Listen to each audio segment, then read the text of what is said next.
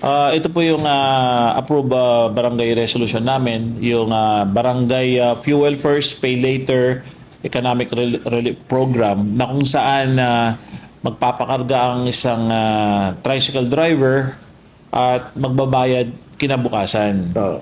So nagkakaroon kami ng MOA signing mamaya, an agreement sa isang TODA pa lang to, mayroon tayong 9 na TODA na kasi ang TODA mismo ang magagaranti sa payment the next day. So Opo. ang TODA president or designated officer ang kausap lang ng gasoline station at magwi-witness ang Barangay Balibago. So we think this is a long-term program at hindi lang po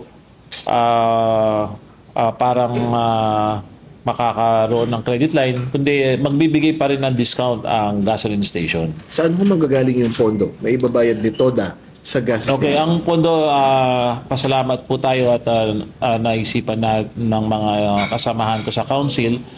Hindi po magpapalabas ang pondo ang government dito or even ang barangay. Ang mismong driver po ang magbabayad sa TODA. Na sa ganon, si TODA, ire-remit niya the next day. Opo. No, so ang tricycle driver pwede niyang bayaran kinabukasan din sa TODA para minsanan lang yung pagbabayad. Kasama na ho dito yung diskwento.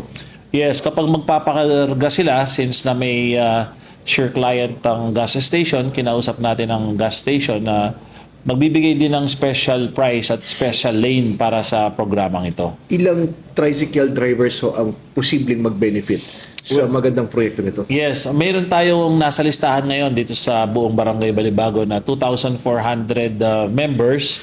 So, ang requirements lang natin ay magsasubmit ang isang TODA sa mga good standing members niya.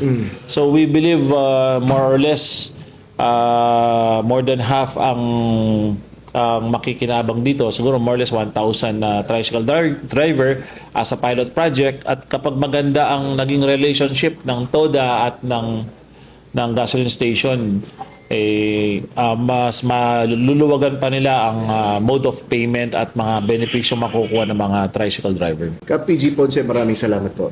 Maraming salamat po. Thank you very much.